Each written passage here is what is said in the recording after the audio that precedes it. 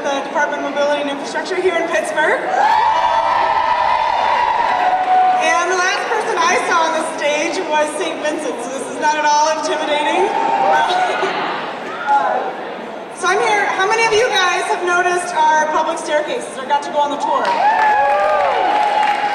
So I know a lot of people had some very interesting presentations earlier. I'm here to talk to you about a lot of long steps of concrete, which is pretty exciting. So the city of Pittsburgh is pretty hilly. I don't know if you really noticed that, but we have we have 3 rivers, which we like to talk about a lot. And then surrounding our 3 rivers, we have a tiny bit of flat land. And then we have mostly hills. And historically, a lot of the development and commerce was really centered around those flat lands surrounding rivers. And a lot of that hasn't really changed. So up in the hills, we have most of our residential neighborhoods. So like most cities, we say that we are a city of neighborhoods.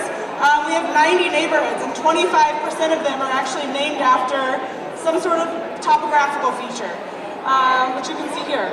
So these staircases, so the city of Pittsburgh has over 800 public staircases, and they were really our the first transportation system, getting people that were living in houses up on the hill down to the commerce that was happening along the river. And they happen in many different conditions. The photo on the right is actually a jumping sidewalk or a jumper walk, which is a really adorable term when you hear our DPW guys who work on them all the time refer to the jumper walks. And then sometimes there's a step intersection. This is Fraser and Romero Street that actually intersect. And our steps are right-of-ways. They are public right-of-ways just like our streets. They just happen to be jumping steps. And they happen in many different conditions. Sometimes they are flying through greenways. This is the 54th Street steps between Stanton Heights and Lawrenceville. And sometimes they're really squeezed between buildings. This is a set of steps on the south side. And Pittsburghers love their steps. When I first started, I was assigned to work on a steps assessment, getting volunteers to sort of sign up for steps, sign up for kind of step surveys. And within a couple hours, we had 300 or 400 people sign up for a step survey to volunteer, and we really broke the system. And so Pittsburghers love the steps. They inspire art, public art. They inspire poetry. They inspire music.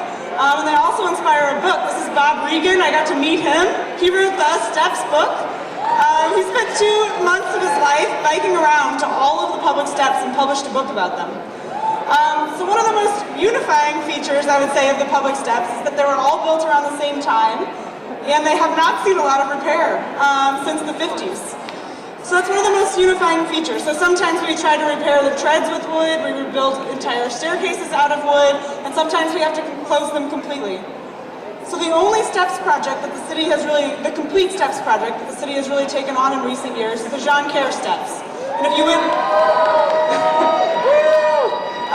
and it is really exciting. Yes, we installed a runnel, we installed some nice railings, we installed some big steps. But these were over $1 million to construct. They're sitting on piers. As you can see, this big rig sort of teetering on the hillside, the sort of staging and even demolition and the mature trees that you have to deal with when reconstructing steps is a serious issue, and a lot of cost goes into that. So this is over $1 million, which wouldn't be a problem if you didn't have over 800 of them to work on. And 445 of our public steps are actually flying through greenways, similar to Jean Care. So that's a huge cost to the city. And when I started, if someone would give me $1 million to repair a set of steps, I really wouldn't know where to start. So we started talking to people about how we prioritize. So we did through some online surveying, we did through a public meeting. Some people in these photos are in the room right now, which is really exciting. But we really asked people, how should we be prioritizing our steps? What are our issues with our steps? And what would they like to see us fix first? So we asked people kind of what makes a staircase important. We have so many of them. They are so well spread out throughout the city. So it's kind of like asking what makes a street important. So we talked about destination access, directness, user safety, but the one that was really surprising was that a lot of people just said that cultural significance is what makes our steps important. One of my favorite comments from these public meetings was just to make sure that we always have the most set of steps. than any other city. Yeah. So keep that number. Yeah. I think, yeah. So keep that number. But some of the other things that we heard over and over, that stewardship is really important and that we should do these small projects. So in addition to this like public meeting setting, really asking people, but we also needed to figure out what makes a set of steps important to the people who are actually using them. And you know, without a big pile of money to go put sensors at all of the 800 sets of steps or put staff out there to actually count people, we used a couple of techniques. We looked at the destinations within walking distance to the top and the bottom of the steps. So we looked at parks, business districts, schools, what can people actually get to on both sides of the steps. And we also looked at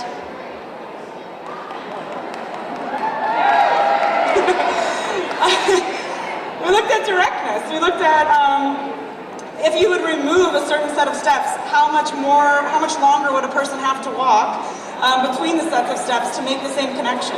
So that's another really important aspect of steps, is sometimes they sort of cut off an entire hillside. And we got a big list. I know this is very exciting, but if anyone else in the room finds spreadsheets exciting. This is still a lot of sets of steps, but it's way less than 800. A lot of them are overlapped. And we sort of looked at the top overall score, which included things like transit, destinations, detour, but also equity. And through this project, we are seeing more investment in our steps. So in 2016, they expected us to fix some number of sets of steps with $107,000, and this year we have over $1 million. So that's my closing slide. We're stepping it up.